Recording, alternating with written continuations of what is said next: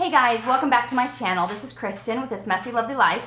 And today I just wanted to bring you a really quick video about homeschooling and specifically about this year's 2018-2019 homeschool schedule. So just a little backstory. When I was a new mom, I had Larson, and then when I had Elena, I was still a teacher. I taught for 11 years. So I taught, 5 years at one school and 6 years at another, 3rd and 4th grade. Loved teaching. It was such a joy. It's something I will probably go back to at some point in life. I really enjoyed it. So when I had Larson, I continued teaching. When I had Elena, I continued teaching. But when Lila came along, my husband and I both fully agreed that it was time for me to stay home. It was just a better fit for our family to have me home right now during this season. And instead of just being home taking care of the babies, we decided to have Larson start homeschooling. So we love homeschooling. I was homeschooled for part of my years growing up, so it's been a beautiful part of my life, and we really enjoyed it. So he started homeschooling in 2nd grade, and then we homeschooled in 3rd grade, and now we're in 4th. So our first year homeschooling, when he was in 2nd grade, I pretty much ran my homeschool like I ran my classroom, but just at home. And unfortunately, that didn't really work for Larson. It was a little bit of a rocky year. And I know that learning to homeschool is kind of a learning curve, and often us mamas are all trying to just find a good fit and see what works well. So that did not work well. So what I did is that summer after 2nd grade, I started researching and I looked into a style of education that a friend had recommended called Charlotte Mason style of education. And it's very literature based. She lived a long, long time ago, and you can go and you can study up on Charlotte Mason if you're interested. We really resonate with that style of learning in our home. So especially with Larson. And so I ended up going with Ambleside Online, which is a wonderful curriculum. And what they do is they really encourage you, of course, to understand the Charlotte Mason philosophy of learning so that we can meet our kids' needs. But they provide wonderful book lists and basically an outline of a curriculum that is free. You don't have to pay anything for it. You buy your books and whatever notebooks and materials you need, but it's all provided, and there's wonderful Facebook groups to be part of and just online resources to be part of with that. So we started when Larson was in 3rd grade, Ambleside Online year 3. So that was last year, and it was a success. It was a huge hit. So we had a great year, and then 4th grade came around, and I had decided that we were going to add a little bit extra. First couple weeks were a little rough, so we've pulled back a little bit, and we're still just kind of sticking to the more traditional Ambleside Online year 4 curriculum. But I did add in something that I love and that I'm not regretting adding in at all, is Sunlight Core D. It's their history and literature curriculum, and they have such amazing books that they recommend. So I went to my library, I went to thriftbook.com, and I found some awesome books that were on their book list. Most of them we're doing as like our read aloud time each day, but some of them Larson's actually reading independently, along with the Ambleside Online books. So that's basically why we homeschool, the style of curriculum we use, and now I'm going to show you a little bit of how I schedule out our week. So I have my book that I work through, and then I have a way and a system that really helps Larson stay on task. So let me show you what I got. So here you can see I have, this is just my binder. It's just a cheap dollar store binder, and so was this. So we do it all simple around here. So when I open it up, I have my morning meeting. I'm gonna have another video I'm gonna do that specifically focuses on our, what we call morning meeting. Some people call it morning basket, but basically we cover all of these different topics in a short period of time. And then I just keep a little sheet here to list what we're doing in each term. I have my calendars so that I can keep track of which days we actually accomplish school, make sure that we're getting everything we need done throughout the year. Then in the next section, I have a Bible study section. This is just Ambleside Online's printout of the specific reading lessons for each week, and I just keep it in here to keep it simple for me.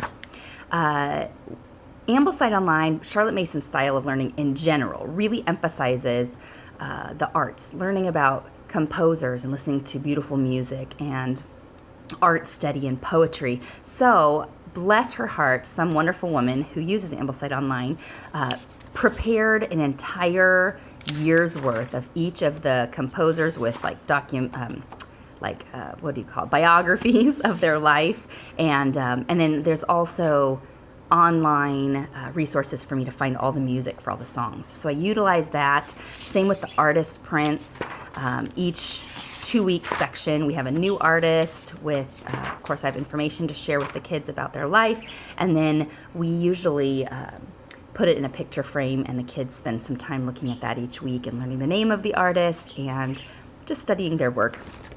We listen to hymns and folk songs, so I have a section in my binder with all of the words for the hymns for each month. So September we did Children of the Heavenly Father, and now we're in October and we just started Like a River Glorious. So I have them in here, and then we open this up when we're first learning the words so that we can kind of memorize them, and then later on, of course, it becomes much easier. Then we also have folk songs for each month. I am working with Larson on his times tables, so he is doing that. We use this program called Mad Dog Math. We used to use it at the school I taught at. Love it.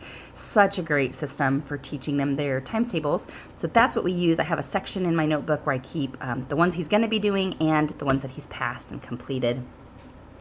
And recitation is what my next section is. We just have been using a poetry book right now, so I don't have anything in here, but eventually I might do some printouts and put them in here.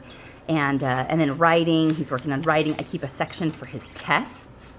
Don't know if you can see that, but I have writing and I have his tests, and then I have a spot for miscellaneous in the back. So that's my little notebook that I use. It's like my teacher notebook. And then here is what I use for planning each week. So I take the Ambleside Online schedule and the Core D schedule for Sunlight, and I just kind of list out each subject and the different pages that we're going to try to accomplish or the stories we're going to read, and I just work through each of those. So this last week, let me see if I can find where we left off. So this was this last week. So we did all the Bible readings we needed to. He did math.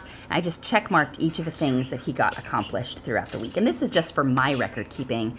If we don't get to something, you know what? We are flexible homeschoolers, so we just move it on to the next week. You can see some arrows here. So I just move that on to the next week. But this just helps me so I know what's actually happening and what's accomplished.